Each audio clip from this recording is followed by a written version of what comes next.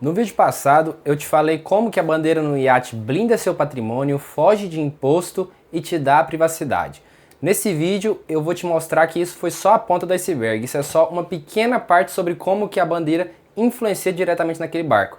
Então, vou te dar uma aula hoje explicando a questão de lei de águas internacionais, como a bandeira influencia no seu iate em função de casamento, cassino, armas, nascimento e tudo mais. A primeira coisa que você tem que ter em mente é que a bandeira, ela, segundo a ONU e segundo as leis marítimas internacionais, a bandeira ela é basicamente uma extensão do território do país naquele iate. Então, se o iate está com a bandeira de um certo país, no caso do Brasil, tudo que ocorrer naquele iate está sujeito às penalizações, às leis, às legalizações, a tudo do Brasil, entendeu? É como se fosse uma embaixada em alto mar. Não importa se aquele iate foi construído na Itália, se o dono é alemão, se ele está indo de França, se ele está indo de Ibiza para Saint-Tropez, isso não importa. O que vale é onde aquele iate foi registrado e como está a bandeira daquele iate.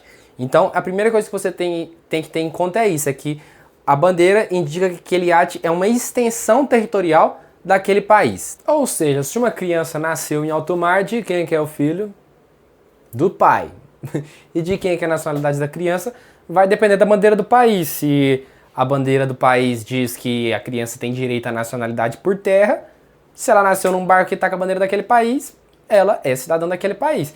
Se a bandeira do país, né, se a legislação do país diz que a criança não tem direito à nacionalidade por terra, e aí vamos ver o sangue dos pais, né? Ou a simples presunção, né? Então, tem que ver essa questão aí. É um assunto, digamos que complexo aí, que tem que ser analisado aí, né? Tem aquele mito de filme de que o capitão pode casar duas pessoas em alto mar e tudo mais. Isso é basicamente, digamos assim, que uma mentira, porém verdade. Como assim? Existem certas nações, no caso de Bahamas, no caso de Bermudas, que dá esse poder ao capitão. Ele é basicamente um juiz de paz em alto mar. Porém, no caso do Brasil, no caso dos Estados Unidos e na maioria dos países, aquilo ali vai ser apenas uma cerimônia simbólica. Assim como funciona hoje em dia, né? Por exemplo, a gente casa no civil para depois fazer aquela reunião, aquela festa com os nossos amigos, com a nossa família, na igreja e tudo mais. Então, você pode sim casar sua filha ali no Mediterrâneo e tudo mais, porém, validade jurídica não tem aquele casamento, claro, a depender da bandeira. Então, se você, por exemplo, mora no Brasil, tá no meio do Mediterrâneo e vai casar sua filha lá, o capitão vai casar, vai ser um belo casamento, vai ser muito lindo e tudo mais. Porém, não tem validade jurídica. Então, o que vão ter que fazer? Vão ter que casar no civil, normalmente, como qualquer outra pessoa. Vai ser apenas uma cerimônia. Esse é o primeiro mito que a gente tem que quebrar. Agora, a questão de cassino, né, de apostas. Legalmente falando, você só pode apostar no seu iate se a bandeira daquele iate for um país que autoriza a aposta, no caso de Panamá. Então, onde que você pode apostar?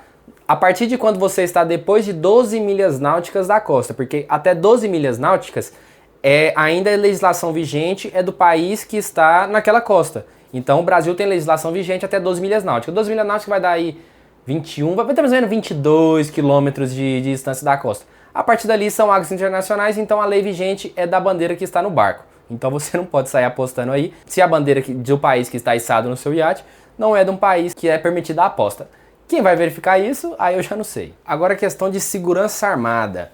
A legislação de armamento, assim como as outras, está totalmente diretamente ligado à bandeira daquele iate. Então você só pode ter uma segurança privada, seja ex-militar, seja segurança profissional e tudo mais, se aquele país permite a contratação dessa segurança privada. Se você estiver por algum acaso com armas no seu iate, com segurança armada e com a bandeira de, por exemplo, um país que não dá a permissibilidade para aquilo ali, não dá a permissão para ter aquelas armas ali, não estão registradas, não estão autorizadas a estar em águas internacionais, o que pode acontecer?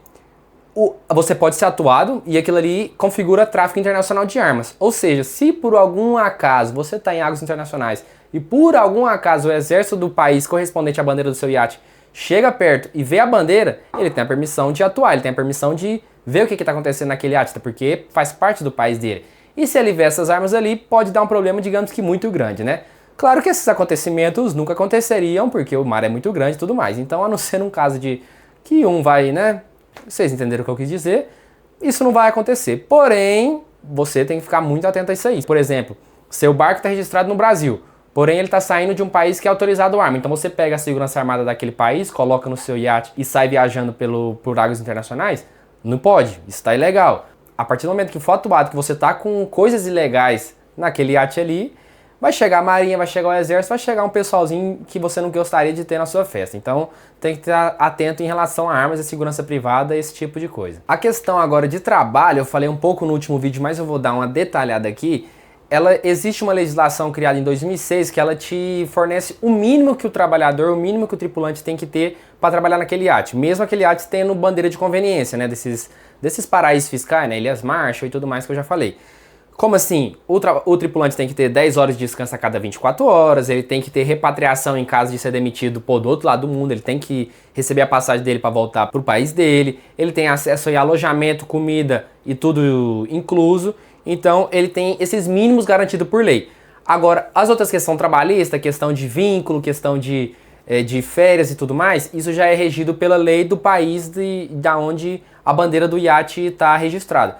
Então, tem muitos desses países que tem uma permissão maior para você contratar tripulação internacional, para você não ter que fazer... Pensa, o que aconteceria se você, por exemplo, você que é empresário aí, tá no Brasil, o rolo que não seria para você contratar uma tripulação internacional? Ou o rolo que não seria para você contratar, você que tem, sei lá, você tem uma mecânica, ou você que tem uma multinacional, que seja. Como é difícil, não é trazer um trabalhador estrangeiro para o seu país, por questão de visto, de burocracia e tudo mais. Então, esses países, eles dão essa flexibilidade para contratar a tripulação, entendeu? E outra jogada muito boa aí é que essa tripulação está beneficiada em alguns fatores. E um desses fatores é a questão de que em muitos desses paraísos fiscais, eles não pagam imposto. Então, se ele ganha 5 mil brutos, ele ganha 5 mil líquidos. Isso é bom para a tripulação, isso é bom para o dono do iate, isso é bom para todo mundo, entendeu? Essa questão de ter uma legislação trabalhista não tão agressiva quanto acontece em diversos países. Então acaba que fica bem vantajoso para a tripulação, porque aí às vezes a tripulação,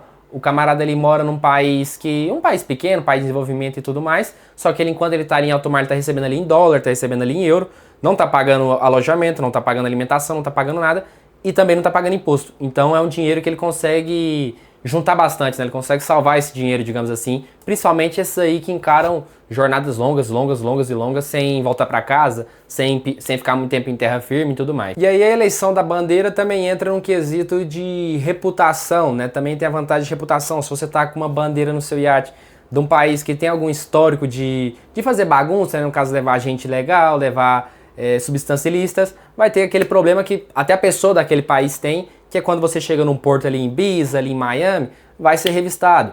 Agora, se você está numa bandeira, por exemplo, desses países que eu já expliquei que não são países na prática, né, como Caimã, como Curaçao e tudo mais, você, digamos, já tem um passe livre, mais fácil nos iates, nos portos e tudo mais, já passa direto. Então você tem que levar tudo isso em conta na hora que você sentar com seu advogado e decidir qual é a bandeira do seu iate. Você tem que levar em questão a sua privacidade, você tem que levar em questão a blindagem do seu patrimônio, a facilidade que vai ser para você entrar e sair de países, como é a legislação para armas, qual leis daquele país que favorece e quais leis que não favorecem a situação que você está pensando, né? Seja o tipo de evento que você for fazer, seja o tipo de turismo que você for fazer, seja o uso que você for dar para o seu iate. Então você tem que colocar tudo isso em lista.